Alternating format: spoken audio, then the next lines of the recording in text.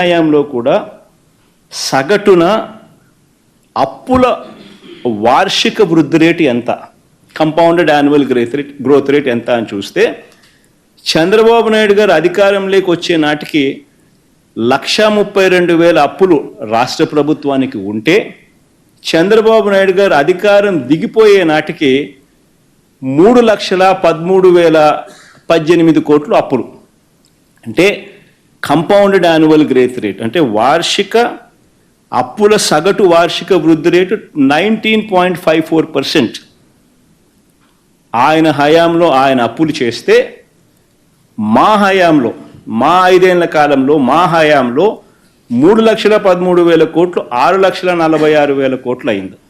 అంటే compounded annual growth rate అంటే అప్పుల సగటు వార్షిక వృద్ధి రేటు మా హయాంలో ఆయన కన్నా తక్కువ 15.61%.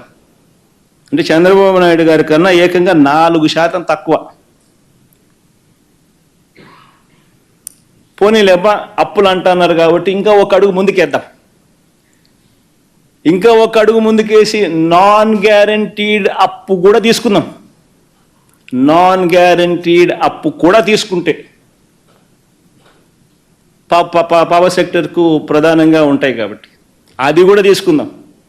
అది కూడా తీసుకుంటే చంద్రబాబు నాయుడు గారి హయాంలో 8,638 కోట్ల రూపాయలు ఉన్న నాన్ గ్యారంటీడ్ పబ్లిక్ సెక్టర్ కార్పొరేషన్స్కి సంబంధించిన నాన్ గ్యారంటీడ్ డెట్ ఆయన హయాం ముగిసే లోపల 77,228 కోట్లకు తీసుకుపోయినాడు.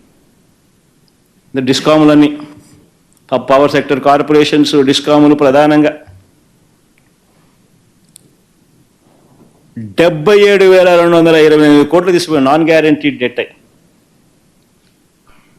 54.98% పెరిగింది.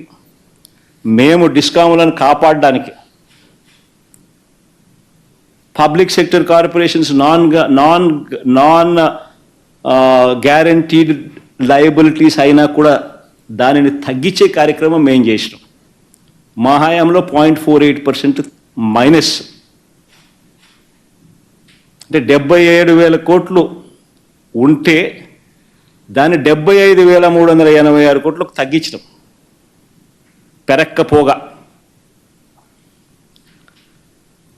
తీరా ఈ గవర్నమెంట్ డెట్ ఒక్కసారి చూస్తే గవర్నమెంట్ అప్పు, గ్యారంటీడ్ అప్పు, నాన్ గ్యారంటీడ్ అప్పు అన్ని కేటగిరీస్లో కూడా చూస్తే చంద్రబాబు నాయుడు గారు ఎక్కే నాటికి 1,40,000 కోట్లు, చంద్రబాబు నాయుడు దిగే నాటికి 3,90,000 కోట్లు. అంటే కంపౌండెడ్ యాన్యువల్ గ్రోత్ రేట్ 22.63%. మా హయాంలో 3,90,000 కోట్లు కాస్త 7,21,000 కోట్లు అయింది. అంటే కంపౌండెడ్ యాన్యువల్ గ్రోత్ రేట్ 13.57%. నిజంగా ఏదైనా అవార్డు ఏదైనా ఇవ్వాలనంటే వైఎస్ఆర్సీపీ ప్రభుత్వానికి పిలిచి అవార్డు ఇవ్వాలి. వాస్తవం చెప్పాలంటే ఫైనాన్సెస్ ఇంత చక్కగా నడిపినందుకు.